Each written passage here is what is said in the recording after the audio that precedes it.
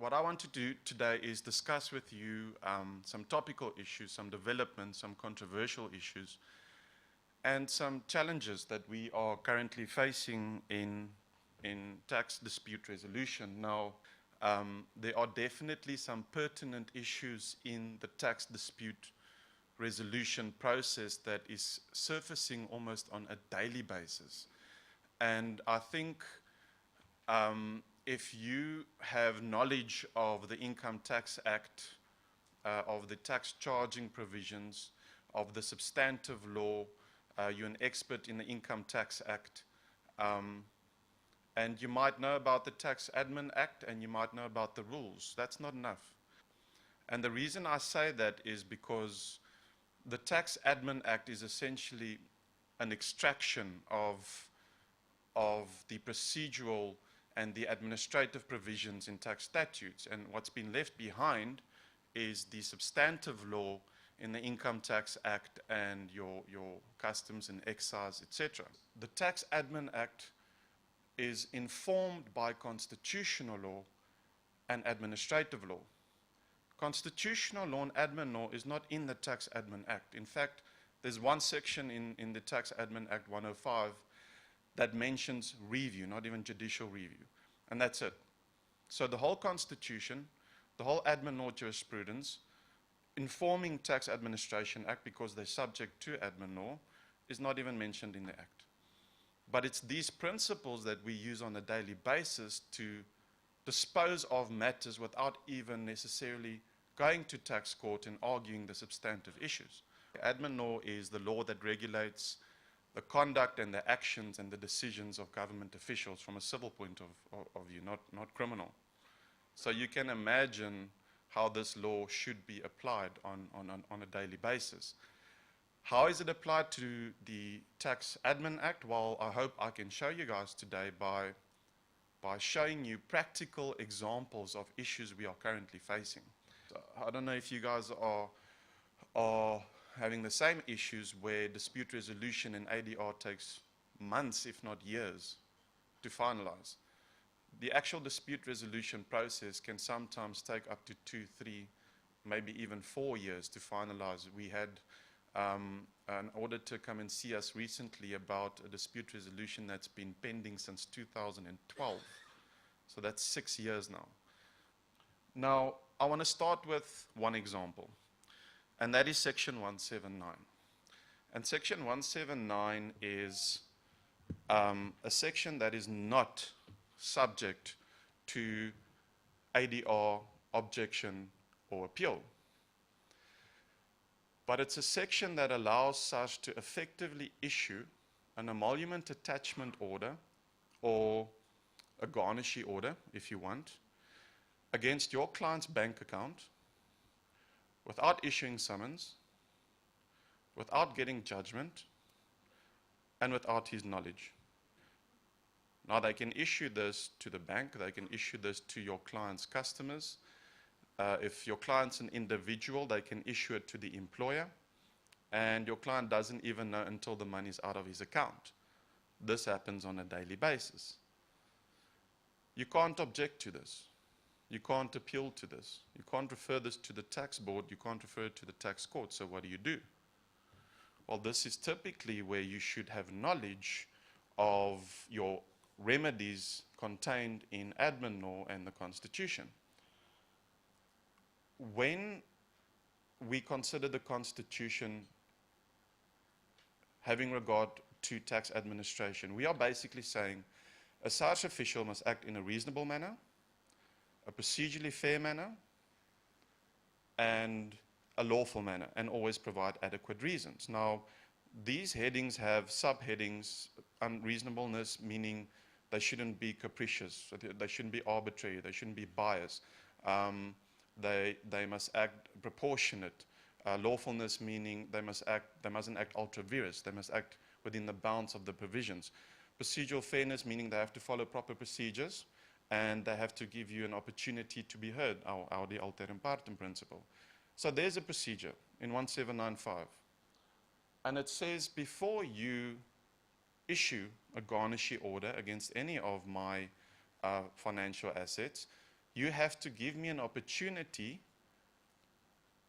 to consider my rights. Can I compromise this tax debt? Can I enter into a Section 176 payment arrangement? Can I enter into Section 200 compromise? Can I discuss this with you? Can you give me an opportunity to object to this debt because I don't think it's payable? And more often than not, they raise assessments that impose a liability that's not payable, but they don't comply with 1795.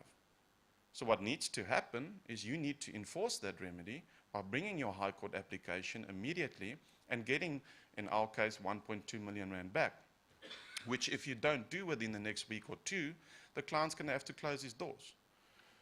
How can you adequately protect your client's rights if you did not know about that remedy? It's impossible. Will your client have 20 grand, 50 grand, maybe 100 grand to pay for the legal fees and accounting fees that go with that? Probably not, because they just took 1.2 million rand from his account. This is, for me, a typical example. There's nothing in it for me to punt a product like, for example, tax risk. But this is a typical example for me where it becomes a no-brainer. Where a taxpayer pays 200 rand a month or 600 rand a month, depending on the threshold, Willem, or 1,000 rand a month, and in a situation like this, you have attorneys, and whether it's us, whether it's someone else, it doesn't matter. You have tax attorneys and accountants on beck and call to launch an application of this nature and protect the taxpayer's rights. Let's take another example, Section 164. Pay now, argue later principle. SARS issue an assessment for 8 million rand, as in one of our cases, completely baseless, completely incorrect, but they want him to pay straight away. If he does, he's probably going to have to close down his business. If he closes down his business, you have 62 employees with families that will no longer have a job. This is based on an assessment that should not have been raised, that is incorrectly raised, but SARS want the money now. This is why we have Section 164. Section 164 basically says you can apply for suspension of the obligation to pay. Now, you don't have to apply only once you've filed an objection. You can apply if you intend filing an objection. Look at 1641. And in terms of Section 1646, while this application is pending and while an answer is pending, they cannot take any collection or recovery steps.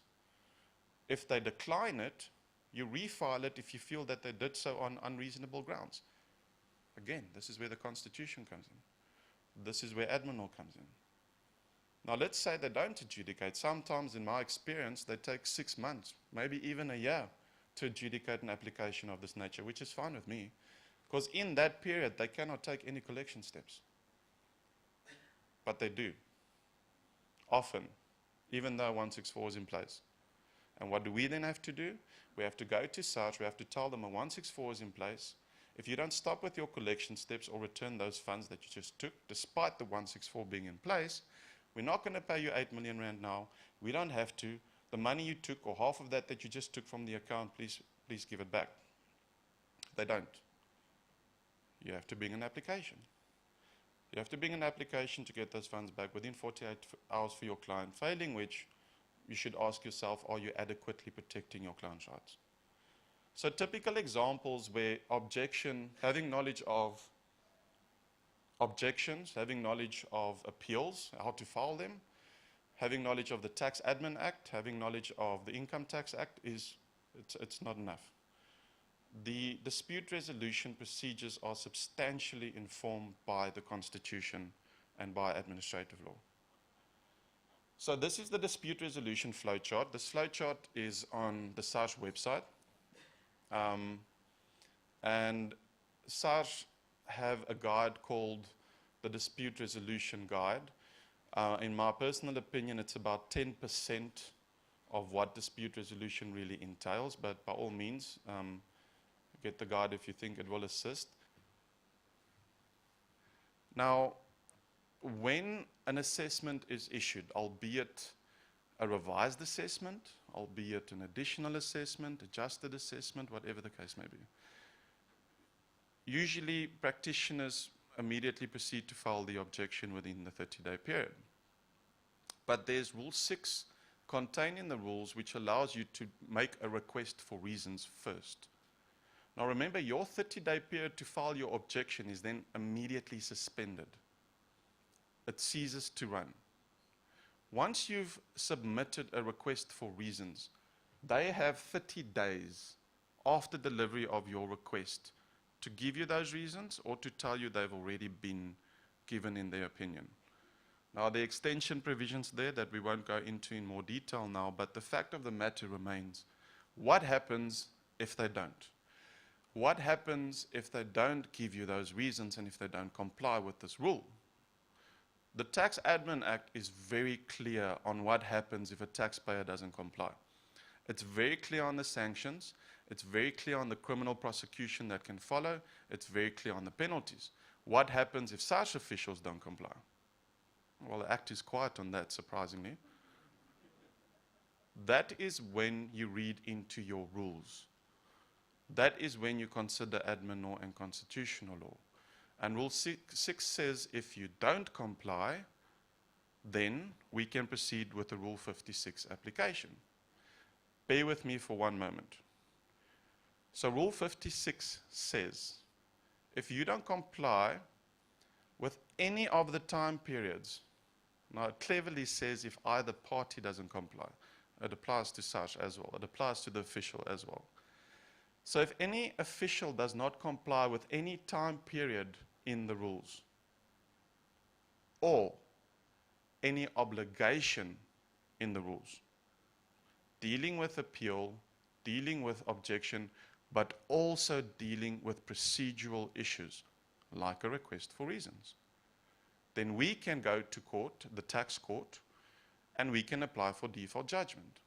Because if they fail to give me my reasons, I'm going to use Section 129, and I'm simplifying this for you guys to save time. Do a 129 notice, give them 15 days to comply with my request for reasons. If they don't, I bring an application for default judgment, and I ask the court to confirm my objection. Or I ask the court to confirm my original assessment. That's the end of the matter right there. And at the moment, in the past, I would say 4 weeks, we have about 7 default judgment applications pending. Why is that? Once you file your objection, they have only 60 days. And I say only because I can promise you, you can ask any accountant, any tax law practitioner, any auditor, that once we file our objections, it sometimes takes months, if not years, to get an answer. This shouldn't be the case, because in terms of Rule 9, they only have 60 days to give us an answer. And if they don't, you bring a default judgment application. Disposes of your matter right there. How? Because you invoked procedural rights. You invoked rights contained in tax dispute resolution, not in the Income Tax Act, not in substantive law, not in tax charging provisions. Let's look at appeal. When you file an appeal, they say, yes, we can go to ADR, or no, we can't go to ADR. But they have to communicate that decision to you. And that decision must be communicated to you in terms of Rule 13.1. Now, I can tell you guys, in the majority of the appeals that we have in front of SARS, Rule 13.1 is completely AWOL. A notice in terms of Rule 13.1 telling me this matter is ripe for ADR is very seldomly sent to our offices. They have to communicate to you that the matter can proceed to ADR, but they must do that within 30 days. Again, if we file appeals, or in the past, when appeals were filed, not anymore, obviously, now that we are litigiously involved in these rules, but you might not know of this, and when you file appeal, Sash definitely doesn't know about this, and when you file the appeal, I'm just generally speaking, when you file the appeal, nothing happens. Again, then apply for default judgment. Disposes of your matter right there. Filing these default judgment applications, however, Even if you do it on a contingency cost order basis, meaning you don't charge your client but get charged to pay the costs, that's an extreme exception to the rule. The fact of the matter is the bill needs to be footed. And this is where I personally, as a tax law practitioner, find exceptional value in a product like tax risk management. In fact, I'm dumbfounded how every single taxpayer and every single auditor accountant is not giving this policy to taxpayers to use for the purposes that I'm setting out today. So once a Rule 13.1 has been issued, let's say it has been issued, they have only 90 days to finalize ADR. They only have 90 days to finalize the whole dispute resolution process. This is not happening. It's taking months, if not years, to finalize. So after 90 days, if you see, well, guys, this dispute resolution process is not coming to a close, I'm sorry, I'm placing you on terms of Section 129. I'm giving you 15 days to comply, and if you don't, I'm applying for default judgment. So the same applies to Rule 15. You have an obligation thereafter in terms of Rule 25. If the 90 days have passed, whether by a fluxion of time, whether the dispute couldn't be resolved, the onus shifts to you to give notice to the tax board or the tax court to set the matter down. This is something that when clients come to us or when auditors come to us, often this is missing from the taxpayer side. A Rule 25.3 notice from your side is exceptionally important. Otherwise, the adverse could apply and they can bring a default judgment application against us. Luckily, they're not too strict on the rule from their side, but be very alive to the fact that a 25.3 notice is an obligation that you need to comply with as the auditor, accountant, or taxpayer. But after that, they only have 30 days to set the matter down for tax board. Now, we currently have, and I was hoping with Daniel, with Prof being down in October, that we could argue these matters. I was looking forward to pitching up at the tax board with a 20 grand dispute, have an international tax guru walk in there and represent the taxpayer and catch them off guard. But it's not materializing, and the reason for that is they're saying the government gazette needs to be a government gazette, a regulation needs to be issued for purposes of listing chairman for tax board hearings. So at the moment, I'm not getting any tax board dates because apparently there are no chairpersons, and chairpersons need to be passed by way of promulgation. That's not my problem.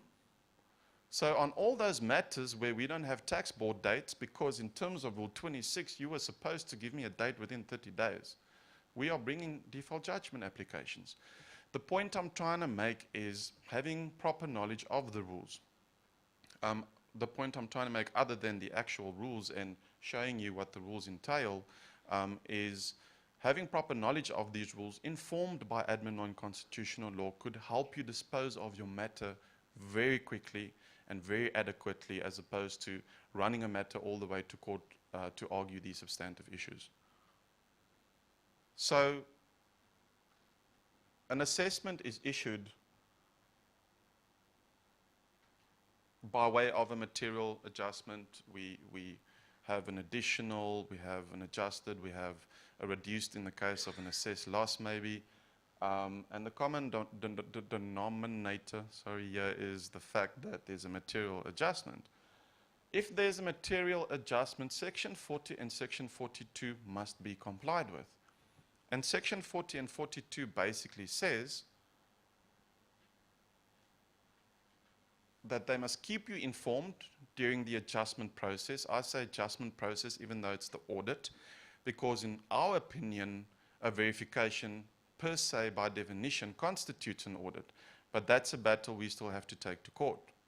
So let's say during the audit process, albeit an internal audit, albeit a desk audit, a minor audit, doesn't necessarily have to be a case where they've come and confiscated all the goods or files or paperwork. It doesn't necessarily have to be a lifestyle audit. If they are bringing about material adjustment pursuant to an audit, they have to comply with the section. So they have to keep the taxpayer informed at all times. And when they're done, and this is important, because this gives effect to procedural fairness, Section 33 and the ad alteram partem principle, they have to give the taxpayer 21 days to respond before an assessment is issued. So what's currently happening is they either don't issue a Section 42 letter, or alternatively they issue one, but then they issue the assessment 10 days after, when in fact they had to wait 21 days. Once you apply, only then can they proceed to issue the assessment, and they must do so within 21 days. Now, when we had this case in court in PE that Prof spoke about, the effect of that is that SARS went ahead and actually changed their internal policies. As it currently stands, millions of assessments stand to be invalidated. And the reason for that is because of this judgment. The Section 42 issue has been pronounced upon. So in your four walls at your offices, you probably have a number of assessments that stand to be invalidated on this basis. How do you invalidate the assessment? 3 options. Let's say you haven't started embarking upon your Chapter 9 process of dispute resolution. So if you're still going to file your objection and you're very alive to this judgment now, you're very alive to Section 42, when you file your objection, bring Section 42 in. Go look as to whether it's been complied with. Bring the constitutional principles in, and bring the administrative law principles in that we are discussing today. Don't file an objection with 4 sentences. File an objection with 4 pages. Because remember, tax board and ADR proceedings are without prejudice. So when we get to tax court and by that time you instruct us, the only thing we can work from is your objection and your appeal. Everything else was basically off the record. We start de novo.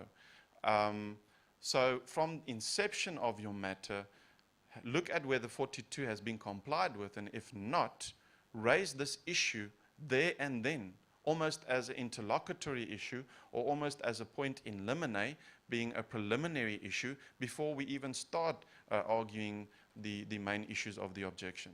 So one way of invalidating that assessment is raising this from the get-go. Let's say you have a dispute resolution pending. Let's say you're already halfway in the process. Doesn't matter. If the next step is an appeal, or if the next step is a Rule 32 tax court, if the next step is a ground for assessments of appeal on the tax board, raise this issue right there and then. We have had cases where by the time we are approached, we are already at tax board stage, we raise Section 42 and we're successful in cases by arguing that in the tax board alone. Option C. Let's say you're out of time, or let's say your dispute resolution was finalized 6 months ago, or let's say 3 months ago, so it's done.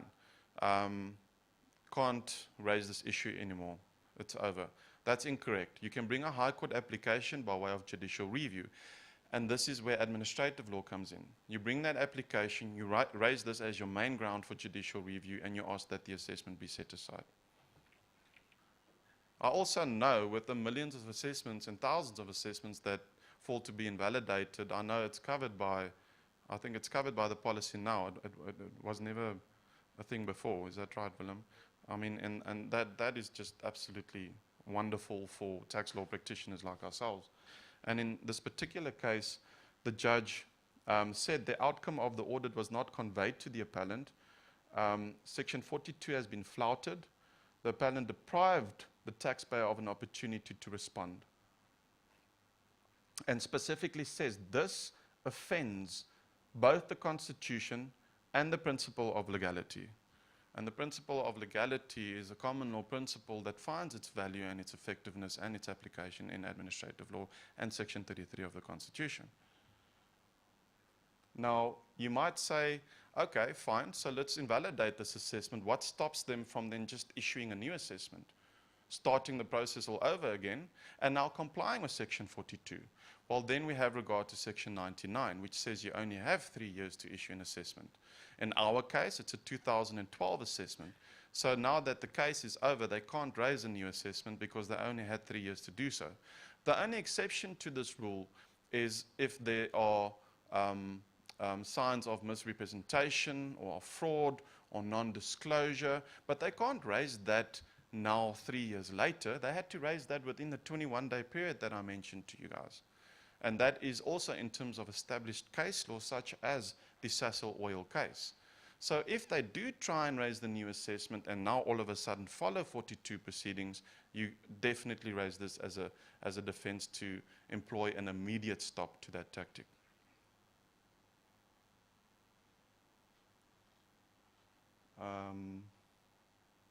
So just quickly getting back to reasons, and now that I've explained to you judicial review, another way where judicial review could typically come into the tax dispute resolution process, and if I may use the request for reasons as an example. So we said in terms of Rule 6, you have 30 days to request reasons. Let's say we're out of time. Let's say 6 months have gone by and we haven't requested any reasons. So what now? Our rules now don't cater for a remedy anymore. You use administrative law. You use the Promotion of Administrative Justice Act.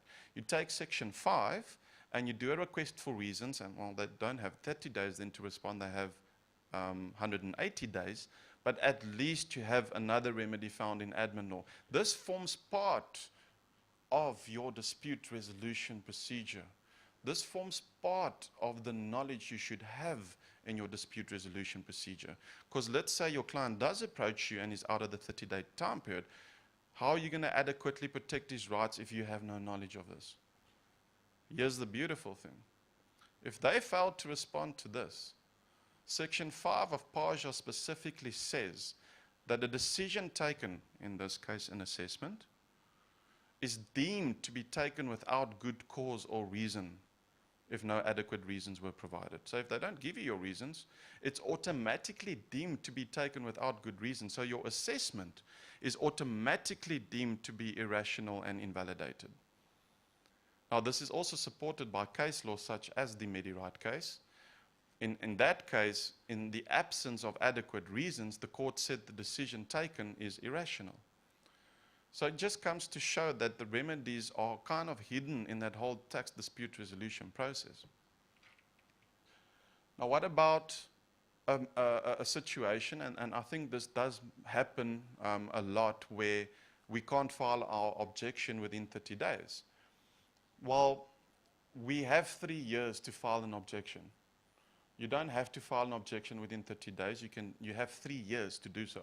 However, if you file outside the 30-day period, you have to show exceptional circumstances. This is now the application for condemnation that all of us face so regularly. And if you file an application for condemnation and you have to show exceptional circumstances, there are 3 very important things you take note of and that you include in your application for condemnation to ensure that it is as successful as it can possibly be. That is Interpretation Note 15. It's the ABC judgment, and it's Section 218. 218 is our only yardstick that we can use for purposes of establishing what exceptional circumstances entail. So when you file your application for condemnation, those 3 tools should be used. And the 3 main, if I can say, jurisdictional factors or 3 main grounds that you raise in that application is the following. You're going to talk to the reasons for the delay. And when you do that, you refer to Section 218. Now, 218 lists a bunch of reasons that constitute exceptional circumstances. And it would be human-made disasters, civil disturbances, capturing errors, processing delays on SARS's part, financial hardship, living requirements, all kinds of things that you guys can refer to. Elaborate on that, but definitely bring in this first ground being reasons for the delay. The second issue is prospects of success.